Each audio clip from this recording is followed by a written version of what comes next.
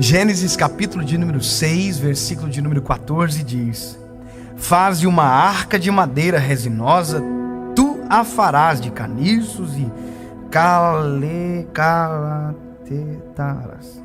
É coisa difícil. Betume por dentro e por fora. Exatamente deste modo a farás. Para o comprimento da arca, 300 côvados, para a sua largura, 50 côvados, para a sua altura, 30 côvados. Fará um teto para a arca, rematarás um côvado mais alto, farás a entrada da arca pelo lado e farás um primeiro, um segundo e um terceiro andar. Tá bom. Aí, da minha parte, eu vou mandar o dilúvio, Deus está falando aqui. Amém? Estranho, né? Você pensou, você acorda no belo dia, Deus te acorda e diz: olha, amado, eu vou te dar um projeto. Negócio difícil, sim, mas é você que eu escolhi. E sabe, Deus, a palavra vai dizer que Noé achou graça aos olhos de Deus. Então Deus não escolheu Noé por outro motivo senão graça. Noé não era o melhor construtor, não era engenheiro, arquiteto, projetista, marceneiro, não. Noé encontrou graça aos olhos de Deus. Só que graça que dá trabalho. Porque Noé não é engenheiro, não é arquiteto, nunca construiu nada, não tem uma história dizendo: olha, Noé construía barco, então isso aqui é só uma evolução daquilo que ele já fazia. Não. Noé foi chamado para fazer algo inédito. A história vai dizer que o processo de construção da arca, isso a história vai nos explicar, que demorou em torno de 120 anos. Eu demorei um tempinho para construir minha casa, eu já fiquei preocupado. Agora você imagina que demorou 120 anos para construir uma arca. Agora, para pensar os desafios do Noé. Quais são primeiro? Bom, primeiro, transformar o que Deus deu numa planta. Sabe quem faz isso? O arquiteto. E Noé não é arquiteto. Noé não é. Mas Deus deu para ele um projeto. Então a graça o tornou um arquiteto. Faz a planta. Então Noé tem a planta. Ele só pegou aquilo que Deus falou. Deus não escreveu, ele fez uma planta. 3 côvados mais alto, não sei o que, 3 andares, 150 côvados. Todo o projeto foi dado. Agora, qual é o segundo desafio de Noé? Bom, transformar uma planta em uma realidade. Quer ver uma coisa engraçada? Quando eu fui construir minha casa, eu contratei os pedreiros para minha casa.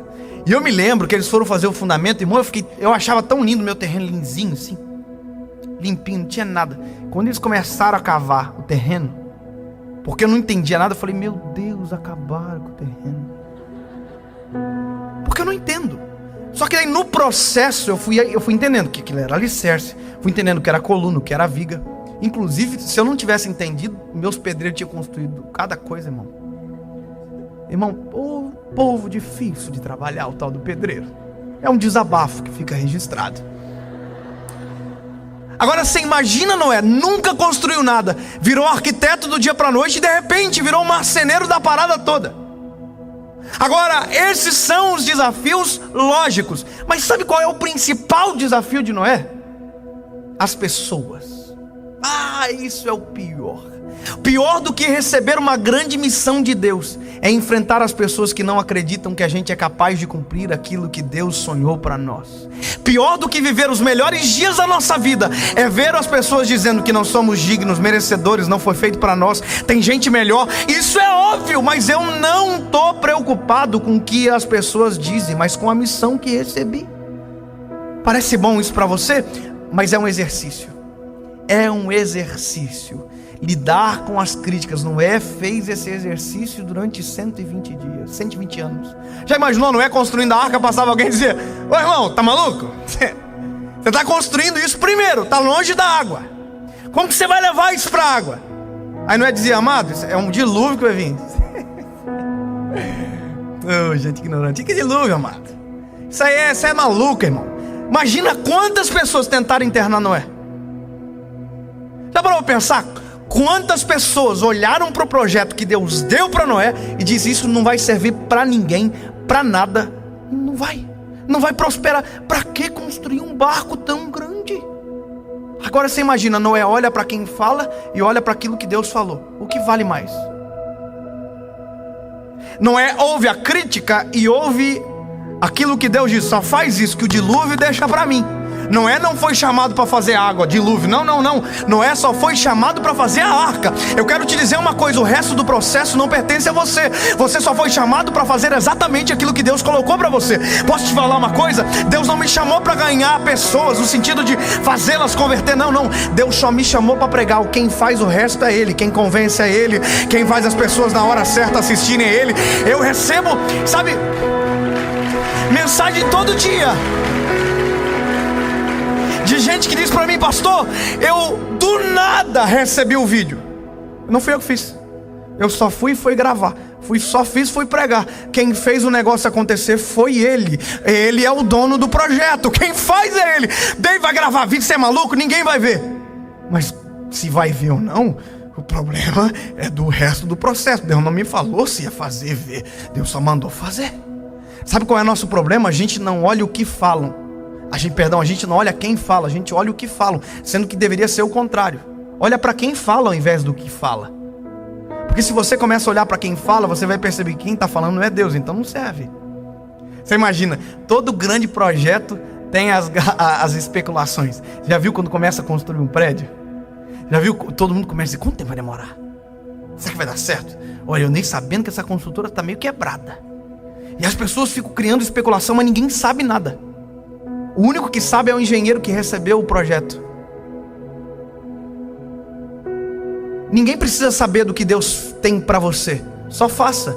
Em vez de contar, começa a fazer. Em vez de tentar dizer, se justificar: não, eu estou fazendo isso. Não. Deus não te chamou para justificar o que Ele fez, mandou você fazer. Basta você assumir a responsabilidade. Deus te deu uma missão, cumpra a missão. Não deixa a crítica parar você. Não deixa a crítica roubar o projeto que Deus desenhou sobre a sua história. Porque se as críticas forem mais poderosas do que a voz de Deus sobre você, meu amigo, você está na vida errada. Porque as críticas sempre existirão. Meu lindo, eu recebo crítica todo dia. Eu recebo crítica pelo meu tom de voz. Tem gente que reclama do meu tom de voz. Eu tenho culpa? Ai, porque ele fala muito meloso. Eu tenho culpa? Porque ele chora demais. Eu tenho culpa de ser chorão? Foi Deus que me fez assim, e justamente a missão veio porque me fez preparado para viver exatamente o que eu estou vivendo. Eu não estou vivendo correndo a corrida de alguém. Eu estou fazendo exatamente aquilo que Deus chamou. Isso não é um desabafo. Eu só estou dizendo para você o seguinte: meu lindo, Deus te deu uma missão que nunca será compatível com você, mas Ele fez você para a missão. E de uma hora ou outra você vai olhar e vai dizer: uau, isso se encaixa perfeitamente para aquilo que Deus me fez nascer para viver. Sabe, eu estudei 5 anos para ser advogado. Inclusive tem uns amigos aqui hoje na plateia que formaram junto comigo. Está aqui o Rodrigo, está aqui a Natália. Estudaram junto comigo. A gente estudou 5 anos juntos, fez trabalho junto, prova junto.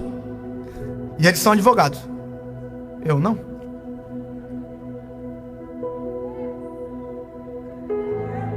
Deixa eu te dizer uma coisa. Eu ouvi críticas por conta disso. Imagina, quando eu comecei a viver com a minha esposa, isso aqui que eu estou vivendo, falar do amor de Jesus. Sabe, quando eu comecei, eu me lembro que eu saía com a mãozinha atrás, outra na frente, com um pacotinho de bala, pacotinho de amendoim.